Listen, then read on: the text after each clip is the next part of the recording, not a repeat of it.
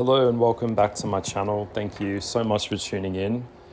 Please don't mind the background noise. I am just doing something very domestic. I'm just feeding my dog. So while talking to you guys, of course, like you know. So I just got a couple of quick ones I wanted to jump on and say.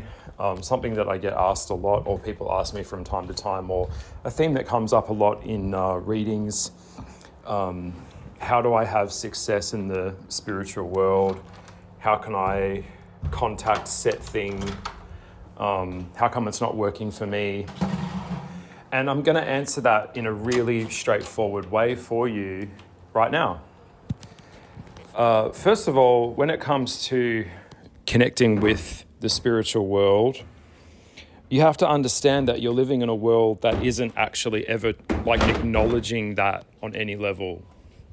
So you have to understand that your programming, or the way that you're, basically programmed from birth in a material world, doesn't really acknowledge anything more than just the physical. So if you've grown up in a world that's very, very logical, everything's got to be rationalized. And if it's not done by some study, by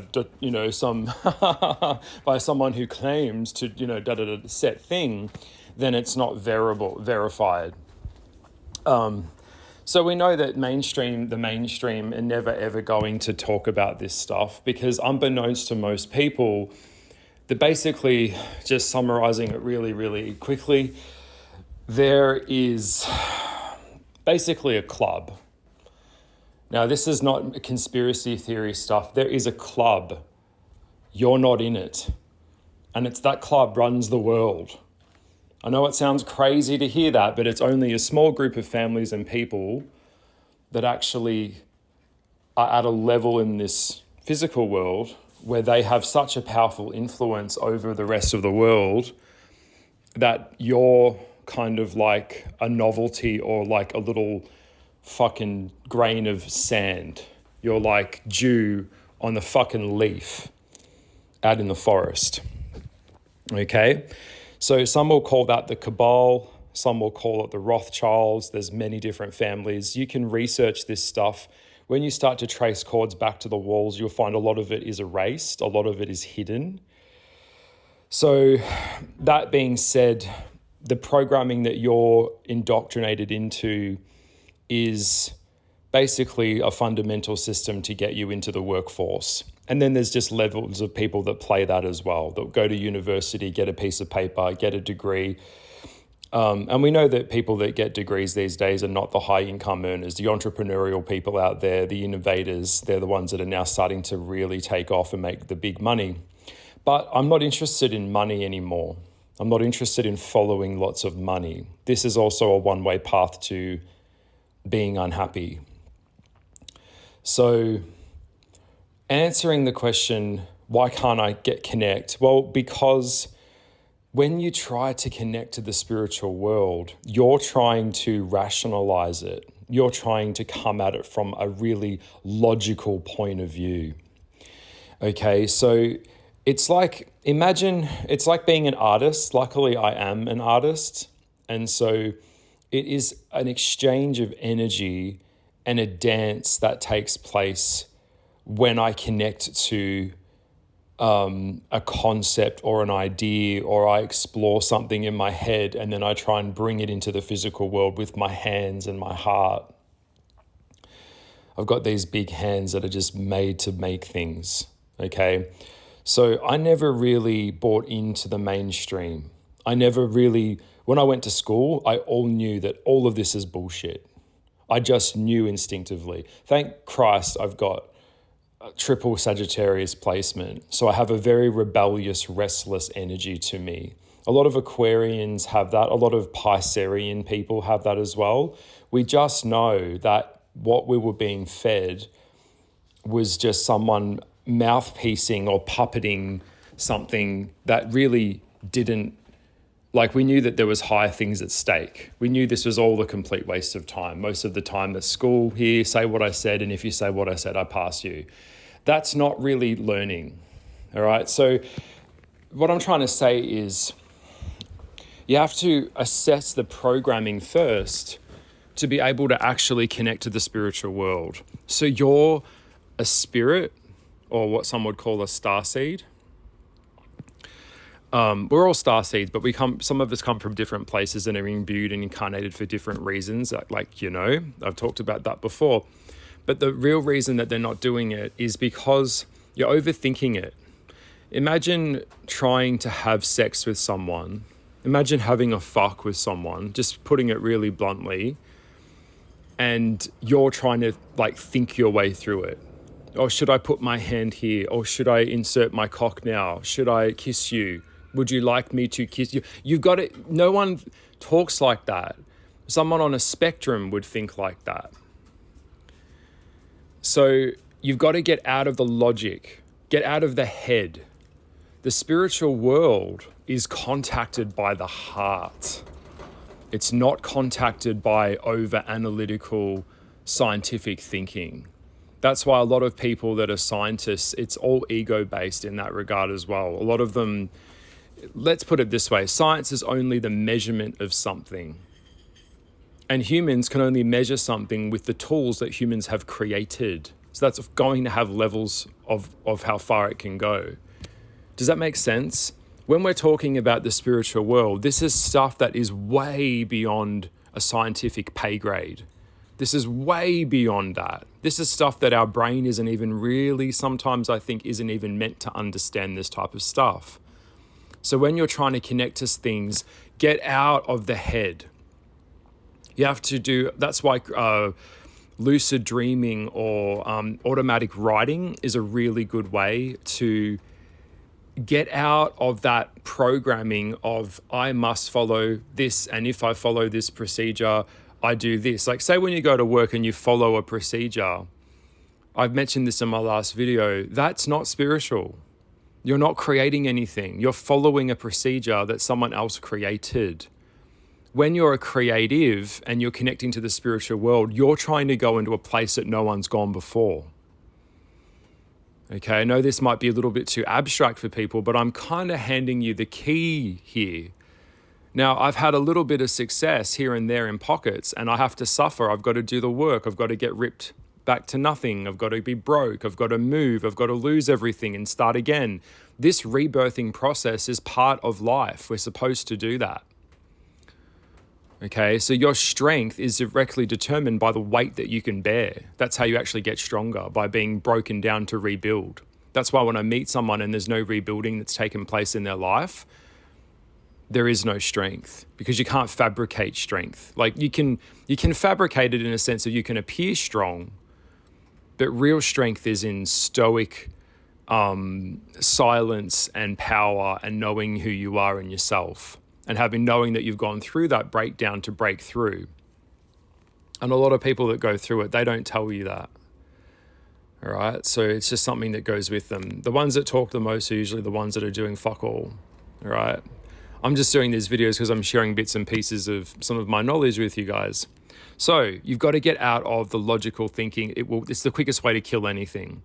Same with art. It's a feeling. How does it make you feel? When you look at a painting, how does it make you feel?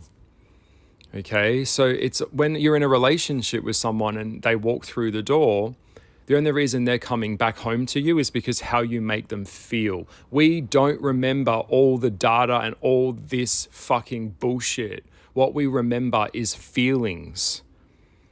All right, we can recite information back, but when the real success is when the knowledge merges with the feeling. Yeah. So when you ever had a feeling of something and then you're like, I really feel that thing. I really feel that when I'm around that person. And then someone explains it to you. The penny drops. Knowledge and the heart merged. But to start off with, you have to come from a heart perspective. Okay. That being said, the second thing I wanted to say quickly before I get out of here is, other than trying to think your way through it, you have to be open to it on an energetic level, and you have to be willing to look ridiculous. You have to be willing to, like, I'm willing to make videos about this type of stuff. I mean, who in their right mind would ever do these types of podcasts? Me. So it's not intellectualizing things. People like to over-intellectualize things to kind of rationalize things, to get off the hooks of things, to sway it in a narrative that they want it to be. I can assure you most of the time life isn't a narrative that you want it to be, but it is what it is. Okay? Second one is why people don't have much success when they choose a spiritual system, ... set system, whatever that may be, is because they're not in alignment. Your energy can't lie. So if you're not in alignment, if you don't truly believe, I've always said this, if you don't truly believe that you deserve something, you will not get it. So if you come to a spiritual system because your other one has failed you, and that's why a lot of people come over to the occult, they come over to the some would call the left-hand path, because your God or your deity has not answered you, and now you're coming over here because you had no success. You probably put in no effort into that deity or into that thing, into Christ consciousness. So you're like, oh, well, that didn't work. I'll come over here and see if this works. And then people message me and they're like, well, I tried to do this thing and I tried to connect to this thing and I did this meditation and that was 2 days ago and it's Saturday now and nothing's happened. Well, you're not in alignment. You have to be in alignment within yourself on any level to have any level of success. People can dress up an altar. People can dress up in black and be gothic and talk about all this shit. But if they're not actually in alignment in their heart and energetically a match to that, then they can't connect to it, because we can only connect to that of what we are. One of the things that I've learned is the law of attraction, the law of resonance, also operates in the astral world as well with us. So if you're a really evil person that likes to use people and manipulate people, is very money focused, very materialistic focused, very opposite of Christ consciousness, mostly psychopathic people that want to be managers and want to be like, they come out as always as leaders, they want to be CEOs. It's always, they can never be, nothing's ever enough. No one's ever enough for them. That's demonic. So the demons are going to be around them. They're connecting to the demons because they are behaving like one, because their alignment is with the lower astral. If you're operating from a place of truth and love and operating from a place of virtue, and you're a virtuous person that's wholesome and you're doing good, clean work, then you can connect with the angels. Your angelic form, your celestial form will start building in the astral world, if you know what I mean. Because you're in alignment with it. You have to be in a frequency that is of what it is that you say you are. And can people change? Well, I think people can grow, but I don't think people can change. And I suppose growth is a form of change, but fundamentally the core of you is you. That's why when I look at someone's chart, this is very dangerous stuff when someone gives me their details of their date of birth and time and place, because I'm looking fundamentally at a code of who they are. It's like the Matrix. It's like I'm reading that green screen with all the, the numbers and letters all going up and down. After these years of doing this work for so long and learning about this type of things and the types and patterns of energies of things, I've figured out that humans are all just fractals of source. We're all fractals of each other. Everyone likes to think they're so individual, but they're not. We're all one. There is only one heart on this earth. We all have, individual hearts, but we are all connected. That's why if you're a very powerful magician, if you're a very powerful light worker, if you're a very powerful dark worker, and I put a thought in my head and I hold that thought and I repetitively think about that thought and push it and push it and push it and push it and think about it and really focus in, the strength of that frequency can actually shift the outcome of things in the world. That's what a spell is. When you're saying something, you're spelling something. It is the intention and the force behind it that projects its frequency of how potent it can be. All right. So everyone's different in their psychological makeup, but fundamentally we're all kind of the same in a lot of ways. We're all very, very similar. The ego is the sense of self-concept. You can't lose that. That's who we are. We all need it. It's imbued with part of us being human. We just can't have the ego controlling us. So the reason a lot of these people come to these paths and they don't have success is because they want everything now. They want everything quick. They're coming in hard. They live in a world now where everything's instant. The spiritual world doesn't work like that. You have to do the work. You have to pray. You have to bend your knee. You have to bow your fucking head. You have to give up something to get something. Discipline creates the freedom that you ultimately seek. But it's not going to take a hot minute. Okay? So don't over-intellectualize. Get into the heart. Go in there. Should we make decisions only from the heart? Absolutely not. That will get you killed. That will get you in a relationship with someone who's not good for you. That will get you over in a country going to war. Get your head blown off. We shouldn't be operating in the heart we shouldn't be at all times. We shouldn't be operating in the mind at all times. We must balance these. But when it comes to matters of frequency in the spiritual world, it doesn't come from intellect. It comes from the frequency and the curiosity within the heart to explore. That's where it comes from. So I hope that made sense. And you can use tools of divination if you so choose. You can use tarot, you can use runes, you can use the pendulum, even the pendulum, holding that thing and it's swinging around. There are tools to do this, but ultimately you should get to a stage where you don't need tools because you are an extension of source. All right? That's why when I'm in a very, very bad mood and someone's pissed me off, I have like a little bit of a fail-safe thing in my head where I'm like, I've got to stop that because this could be serious.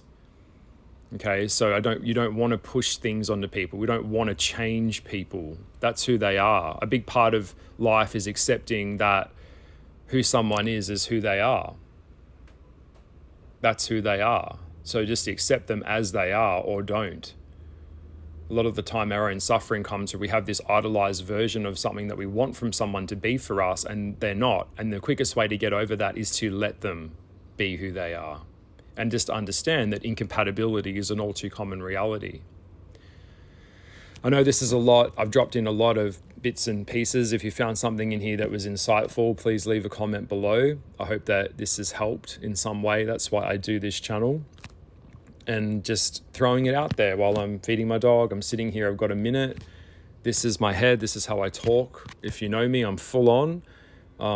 And sometimes, I need a break, I burn out, I come up and down. I've got an Aries moon, so I'm very like when I'm in the zone and I go there, I really attack the canvas when I'm painting, and then I'll lay on the floor and have it. The next day I'll be exhausted. Then I'll get up and attack it.